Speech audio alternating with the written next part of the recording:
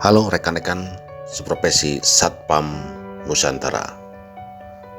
Salam Gada, salam Korsa, dan salam sukses selalu.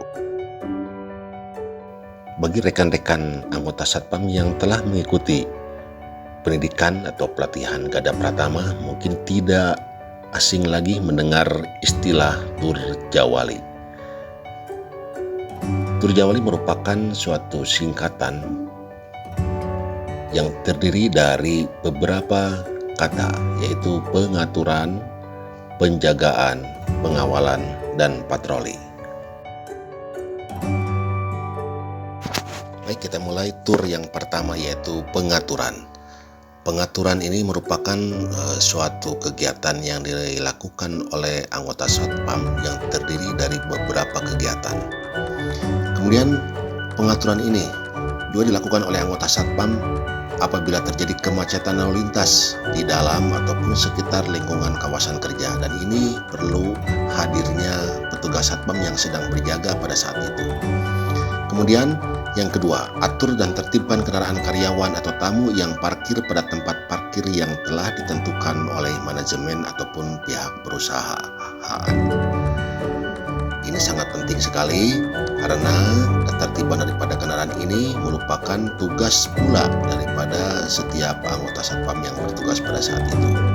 Kemudian, bila sewaktu-waktu mungkin ada kendaraan mogok ataupun minta bantuan dari karyawan lain untuk mendorong atau mengamankan ke tempat yang aman agar tidak mengganggu kendaraan yang lain, ini juga sama merupakan tugas daripada anggota Satpam yang sedang bertugas.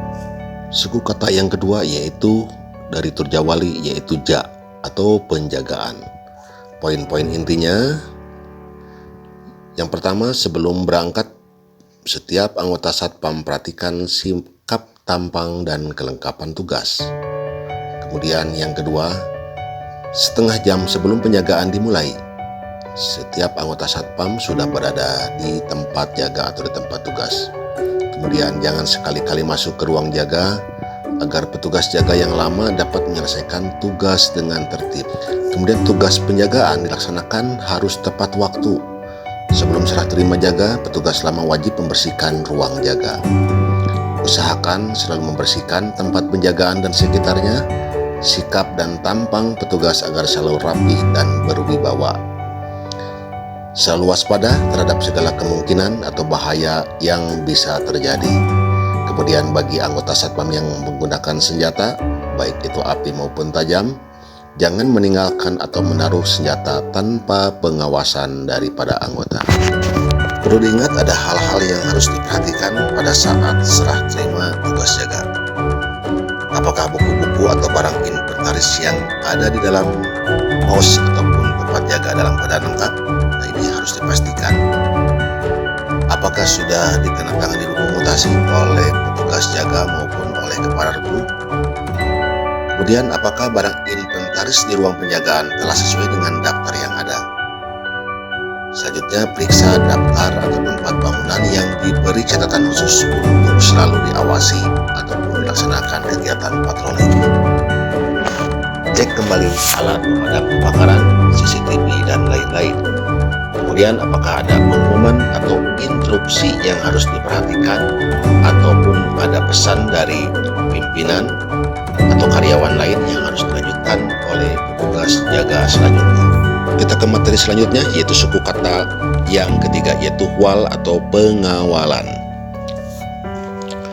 Pengawalan biasanya dilakukan oleh anggota Satpam terhadap orang, barang, bisa pun uang, bila itu pun diperlukan. Kemudian mengambil langkah-langkah dan tindakan sementara bila terjadi suatu tindak pidana, contohnya mengamankan TKP, mengamankan atau menangkap pelaku, dan hal ini tentunya yang tertangkap tangan, ataupun bisa menolong korban, dan melaporkan serta meminta bantuan kepolisian terdekat dan menyerahkan penyelesaiannya kepada pihak kepolisian. Poin yang selanjutnya yaitu memberikan tanda-tanda bahaya atau keadaan darurat melalui alarm, kode-kode, ataupun isyarat tertentu bila terjadi kebakaran, bencana alam, dan lain-lain. Dalam kegiatan pengawalan uang, kita sebagai anggota Satpam sebelumnya harus berkoordinasi dengan kepolisian setempat, terutama dalam permintaan bantuannya. Kemudian dalam pengawalan uang, minimal dilakukan oleh 2 orang petugas Satpam. Ini untuk antisipasi hal-hal yang tidak diinginkan.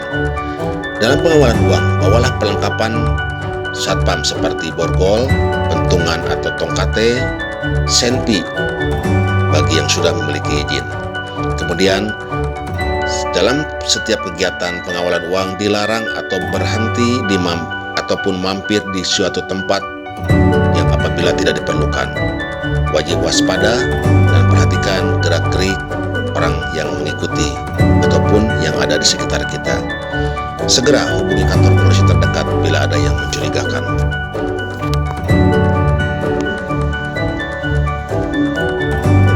Pengawalan barang. Ada poin-poin tertentu yang harus diperhatikan. Yang pertama, periksa dokumen atau surat-surat pengeluaran barang. Periksa juga barang dokumen yang akan dikawal. Cek pula kendaraan yang akan digunakan. Bila kendaraan lebih dari satu, atur jarak kendaraan satu dengan yang lainnya. Setelah tiba di tujuan, cek ulang barang atau dokumen yang kita kawal. Periksa selalu ketika sedang bongkar muat barang, dan tidak lupa, bila terjadi sesuatu yang tidak diinginkan di perjalanan, hubungi kepolisian terdekat. Patroli. Kegiatan ini merupakan kegiatan pula yang rutinitas dan wajib dilakukan setiap anggota Satpam yang bertugas pada saat itu. Patroli merupakan salah satu tindakan pencegahan yang dilaksanakan dengan cara bergerak dari satu titik ke titik lainnya untuk memeriksa dan memastikan area dalam keadaan aman ataupun tertib. Hal ini tentunya dilakukan karena Satpam tidak bisa memantau secara langsung area yang menjadi tanggung jawab pengawasannya. Maka dari itulah Satpam dituntut untuk terus bergerak, berjalan, dan disarankan untuk setiap pelaksanaan kegiatan patroli, memeriksa, mengecek dari titik ke titik lainnya dilakukan usahakan oleh lebih daripada ataupun cukup 2 orang ataupun lebih demi keamanan dan keselamatan bersama.